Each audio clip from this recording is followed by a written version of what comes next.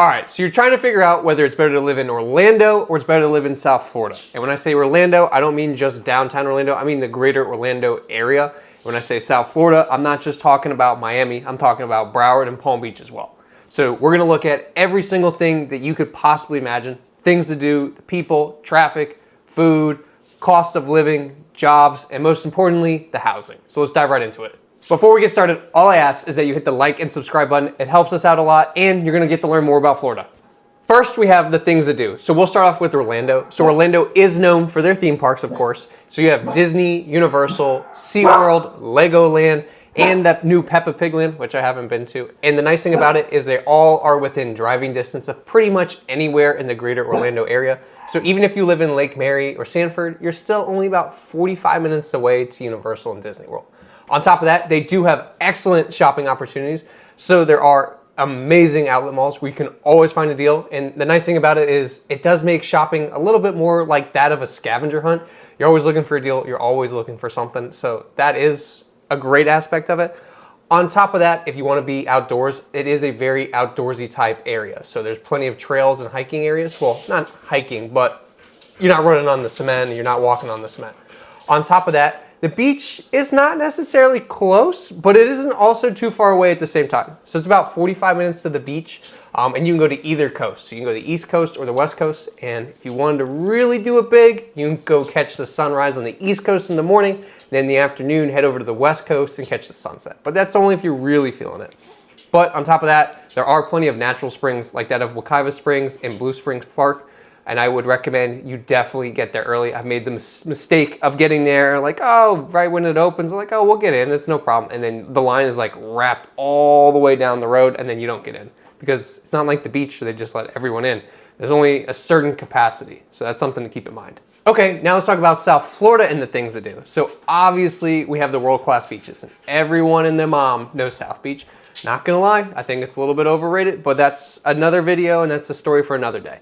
On top of that, there are other great beaches throughout the entire South Florida. So you have places like Hollover, Hollywood, Delray Beach, Fort Lauderdale Beach, even little secret ones up in like Jupiter and like the Palm Beach Gardens area. Those are beautiful. They're super low key.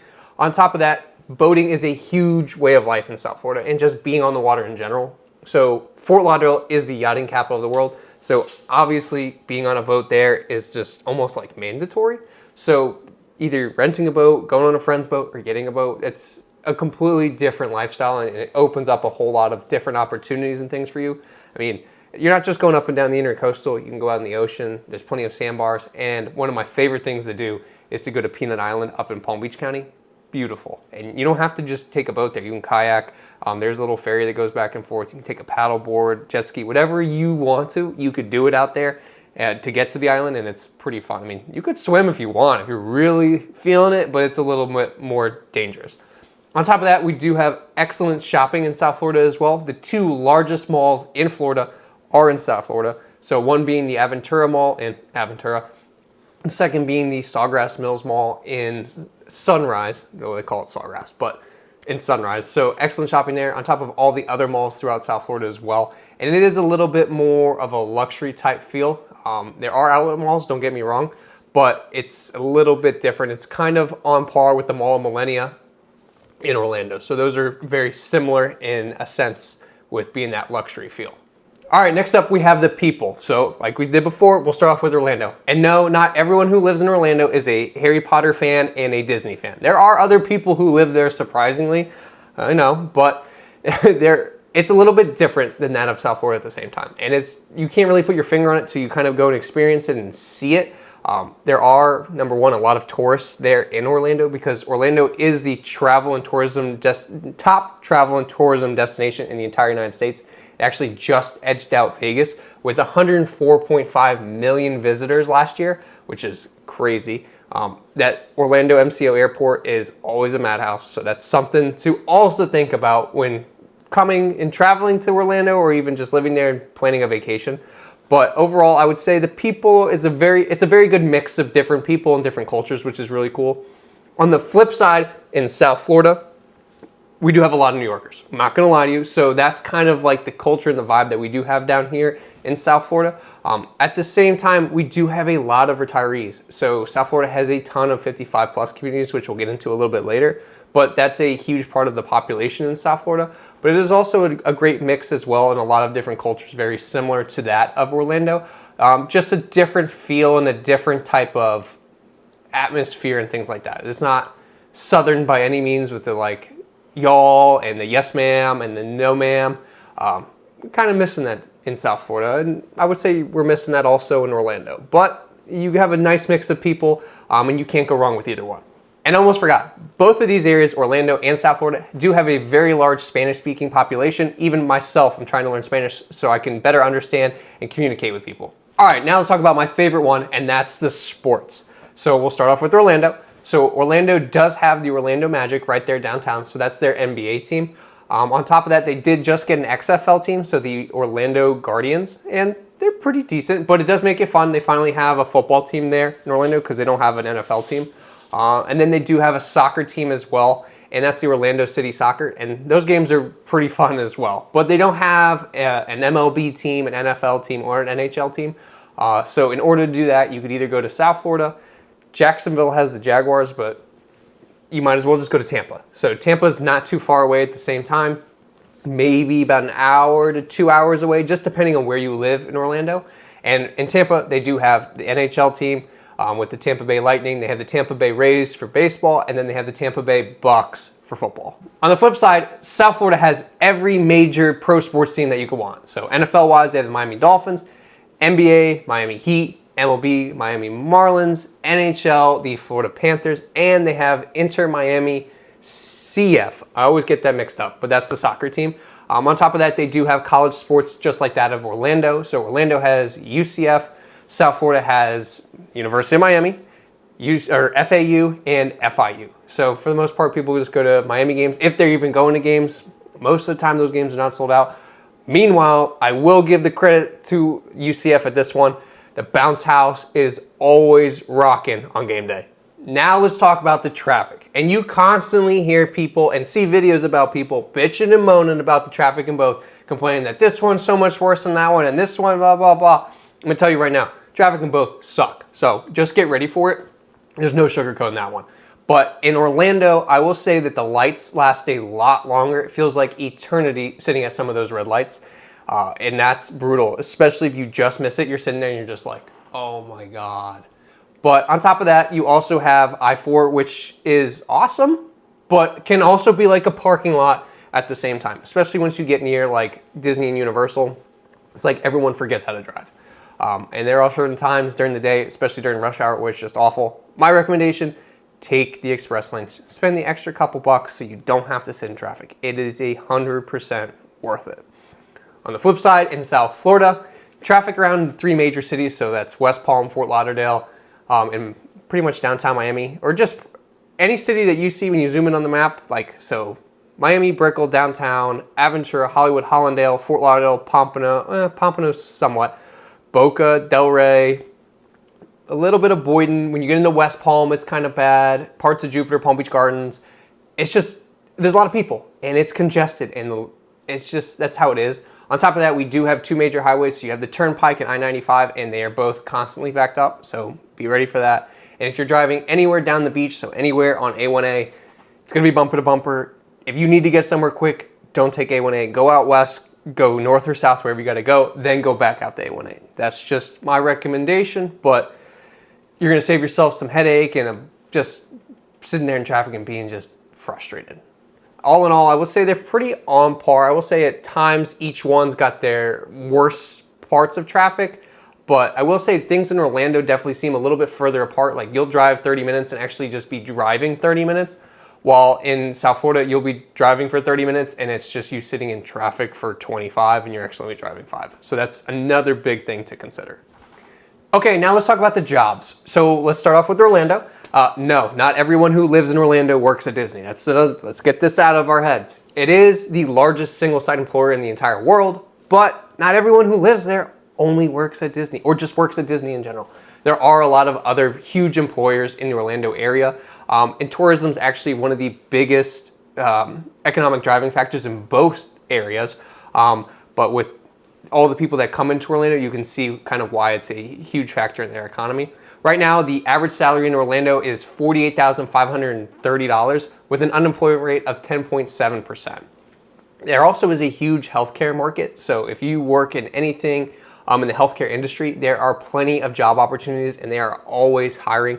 Two of the biggest employers are that of Advent Health and Orlando Health. But here is a list of some of the other major employers in the Orlando area. So that's Disney, Universal, JetBlue, Advent Health, Orlando Health, Publix, UCF, and surprisingly, Electronic Arts. So recently, there's been a huge push towards bringing more and more tech jobs to that of Orlando. Now let's talk about the South Florida job market. And I would say the South Florida job market is similar in a sense to that of the Orlando job market, where tourism and hospitality are huge.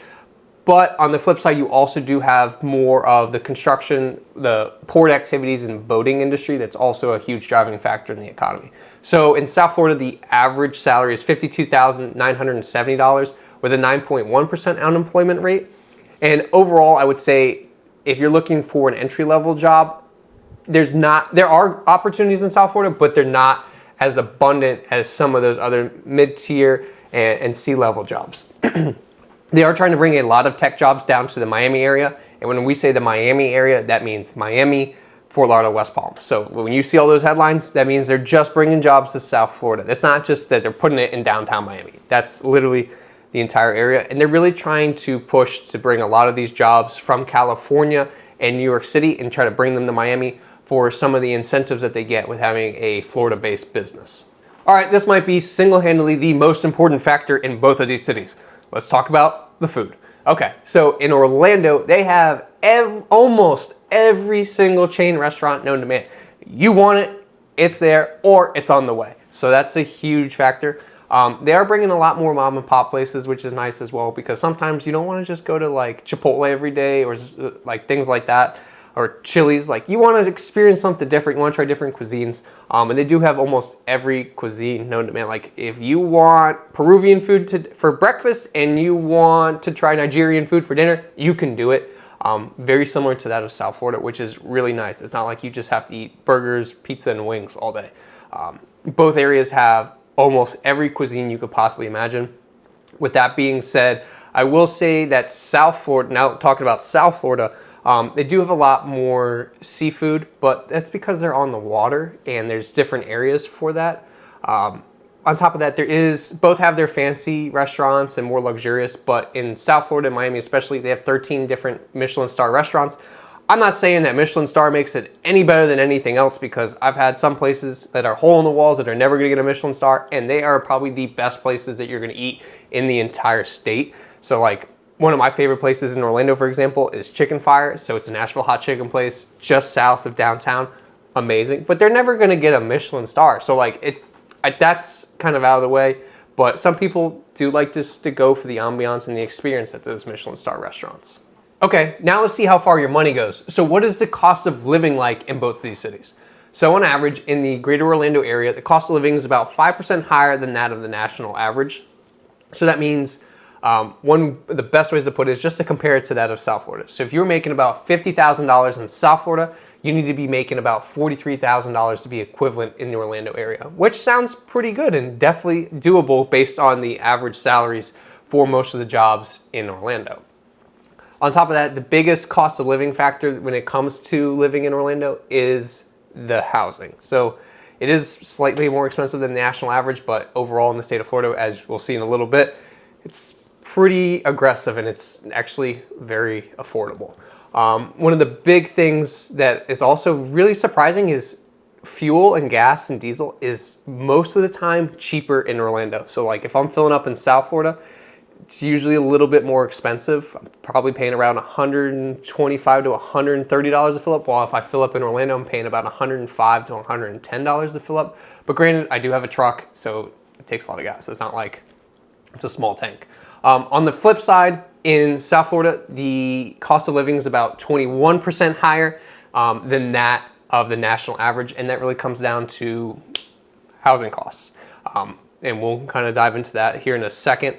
But if you're making $43,000 in Orlando, then that means you have to be making about $50,000 in South Florida to kind of afford the same lifestyle. Okay, so now let's talk about housing. So when it comes to Orlando, let's talk about the average rent prices right now. So the average rent for a one bedroom or studio in Orlando is about $1,900, which isn't too bad, honestly.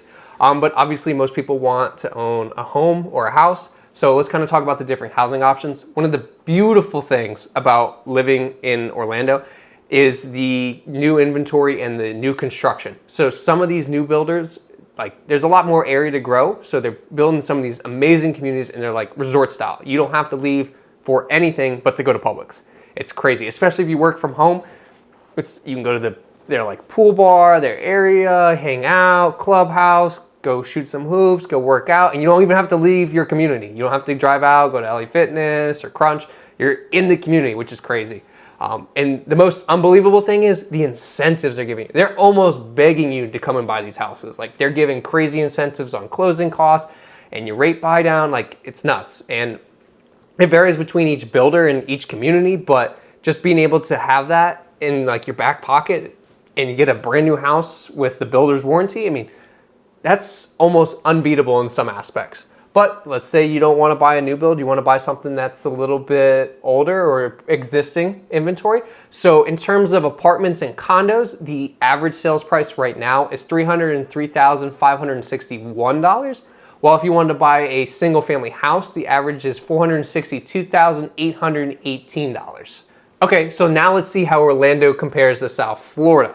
So in terms of average rent for a one bedroom or studio across all three counties in South Florida, you're looking at about $2,700. And I know that sounds like a lot, but you also have to think that when you're taking averages and you're looking at some places in like South Miami, your average rent's gonna be about $4,000 for a studio or one bedroom, while if you're looking in like Fort Lauderdale or West Palm, your average rent is gonna be about $2,400 to $2,600. So it just really depends on the area. I will say the further out west you go, it's almost still comparable to out east. So if you want to be near the water and you're trying to think, oh, maybe I'll save some money, it's going to end up being the same cost. In terms of home options, one of the biggest things that we have in South Florida that we don't have in Orlando is the amount of 55 plus communities. And when I say 55 plus, I'm not talking about just the condo communities where you're just like the little mid-rise buildings, 8 stories, and there's no washer and dryer, they're older buildings. No, we have some like resort style communities like that of the Valencias in Boynton. Oh my goodness. Like these houses are gargantuan, number one, beautiful homes, and the neighborhoods are like no other. We're very much like so of those resort style communities that they are building in Orlando that are all ages. These are only for 55 plus communities. So like the amenities are off the chain. They have every and anything you could want to do, especially with the growing pickleball community. They're putting these pickleball courts. Like they literally will never leave this community, and it's like going to summer camp, but just a little bit older. I mean, that's amazing. I mean, if you want to adopt anyone, I'm available. I can go live with you guys. You know, I'm really good at cooking, so that's one option. But other than that, we do have a lot of condos, single family homes and townhomes. So one of the big issues that is happening right now in terms of condos in South Florida is the assessments. So a lot of the buildings are a little bit older, not all of them, but probably a good majority of them. So they're undergoing assessments because they have a lot of deferred maintenance. So they have to start keeping up with the maintenance to make sure that nothing happens like that tragedy that happened at Surfside. So after that happened, we've had a lot more crackdown on making sure that all the buildings are up to standards to ensure everyone's safety. So one big thing when buying a condo now is if it doesn't have reserves, you can't do low down payment financing. You're gonna have to do 20% down conventional at least. Some places will even require 25 and 30%. But with that being said, if there's an assessment, you now have to pay your principal and interest, your HOA, plus an assessment fee that sometimes is almost higher than your principal and interest. So that's just something to keep in mind and be wary of when you are looking at condos here in South Florida. So in terms of the averages, so in terms of condos and townhomes, the average sales price in South Florida is $508,531, while the average for single family homes in South Florida is $904,119. So as you can see, a huge difference between that of Orlando home prices and South Florida home prices. South Florida is almost double what Orlando is. And it's not a bad thing, but you just have to keep that in mind when you think of just like, okay, what is my lifestyle like? What am I doing? Where am I spending my money? Because sometimes you don't want to be so worried about your home payment or your mortgage payment, and then you kind of take out all the other aspects of your life. So if you or anyone you know are looking to either move to Orlando or South Florida or pretty much anywhere in the state of Florida, my team and I would love to be your resource of choice and help you guys out in any way that we can. You can text us, call us, email, DM, Snapchat us, whatever is easiest for you, we got you.